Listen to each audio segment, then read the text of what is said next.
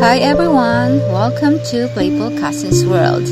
For today's DIY video, I'm gonna make a DIY washing machine toy made of cardboard box and recycled materials.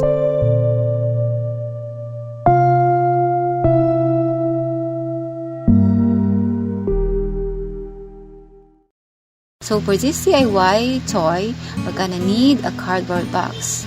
Well, this is just a cardboard box I got from the groceries. The first step is we need to draw two circles in the middle of the box. So for the circles, I'm using a plate as a pattern for the big circle and a bowl for the small one.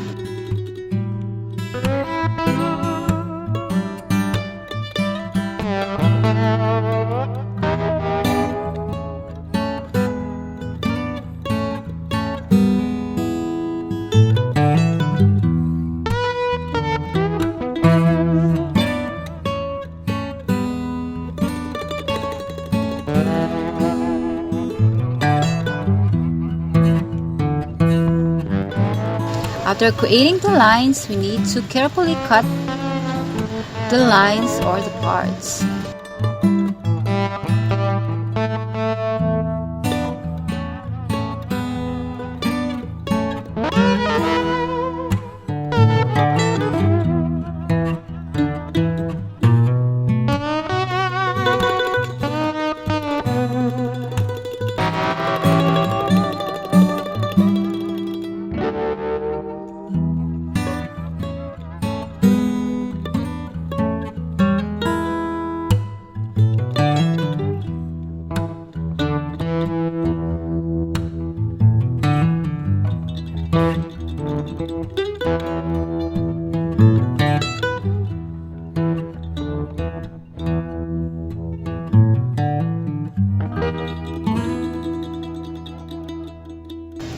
Don't forget not to cut this part.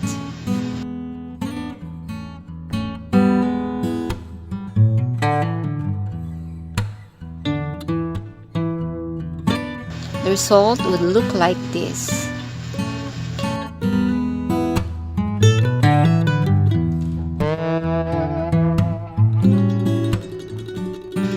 Next, I'm going to cover the box. I'm gonna use a liquid glue. Make sure to evenly spread the glue or paste for the cover.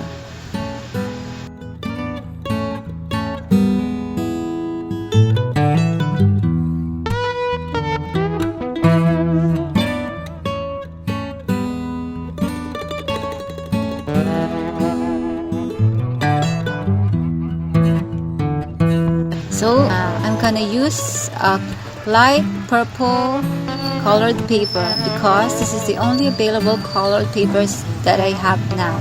So I'm gonna use that. You can also use other colors like white or silver, or you can also skip this part or the cover if you don't have colored paper.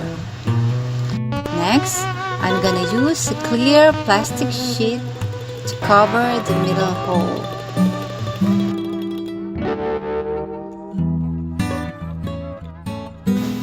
Next, you can draw parts of the washing machine.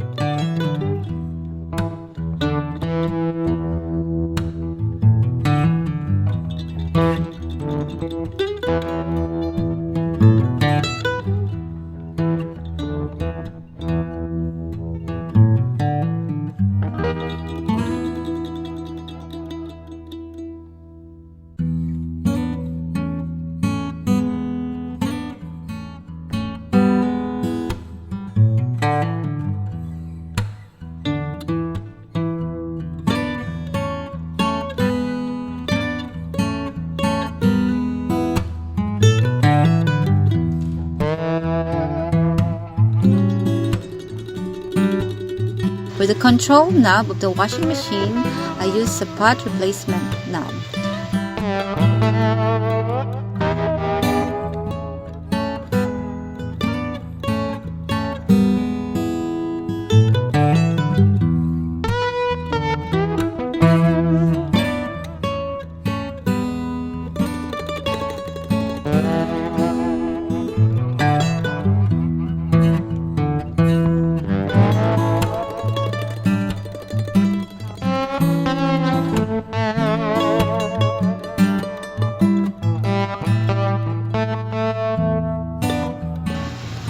there you go, it's finished! A simple and easy zero-cost DIY washing machine toy idea for your kids to enjoy. Please don't forget to like our video and subscribe to our YouTube channel for more DIY videos. Have a nice day and bye!